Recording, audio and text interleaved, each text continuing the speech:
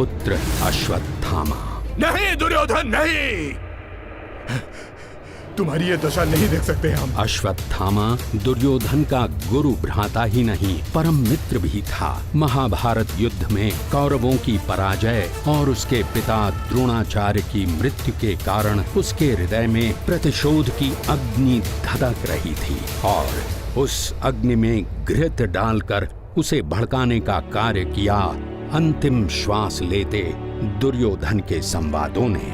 मुझे उस दिन सबसे अधिक दुख हुआ था जिस दिन गुरुदेव द्रोणाचार्य की मृत्यु हुई थी। तुम्हारे हृदय की पीड़ा को मैं समझ सकता हूँ मित्र, किंतु युद्ध में वीर गति को प्राप्त हुए योद्धाओं पर गर्व किया जाता है, दुख नहीं।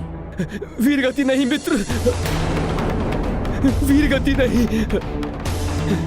छल के साथ वध किया गया था उनका। पांडवों ने किया था ये छल। ये तुम क्या कह रहे हो मित्र? ऐसा कैसे हो सकता है? ऐसा ही हुआ था। गुरुदेव द्रोणाचार्य का साहस तोड़ने के लिए तुम्हारे वध की मिथ्या सूचना दी गई थी पांडवों द्वारा। ये सुनने के पश्चात गुरुदेव ने अस्त्र शस्त्र रख दिए। उस दुष्ट धृष्ट द्युम्न ने गुरुदेव का वध कर दिया। नहीं, नहीं, नहीं, पिताश्री! पांडवों के छल का भयंकर परिणाम भोगना होगा। मित्र दुर्योधन, शपथ है मुझे कि तुम्हारी अंतिम श्वास से पूर्व मैं अश्वत्थामा पांडवों को उनके वंश के साथ ही समाप्त कर दूंगा। मेरे प्रतिशोध की अग्नि में पांडवों को जलना होगा, जलना होगा। प्रतिशोध की ज्वाला जब धधकती है तो मनुष्य को राक्षस बनते समय नहीं लगता। वही अश्वत्थामा के साथ भी हुआ।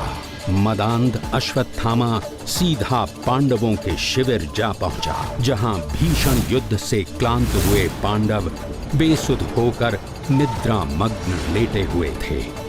मेरे पिताश्री का छल से वध करने वाले पांडवों, सुख की निद्रा में मग्न हो।